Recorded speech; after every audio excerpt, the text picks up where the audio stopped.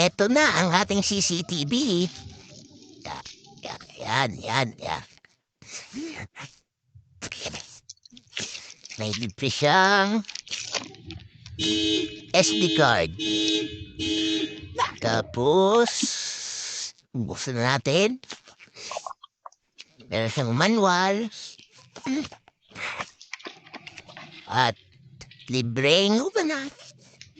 Ang tawag dito, anong tawag dito, Kuya Jen? Sakit. May libreng isang receptacle kapa ang CCTV. I-install natin mamaya. Install natin mamaya at gagawa tayo ng video habang ini-install. Let's go. Ito nga, naka-install na yung CCTV. Madali namang intindihin yung manual at mabilis siyang install.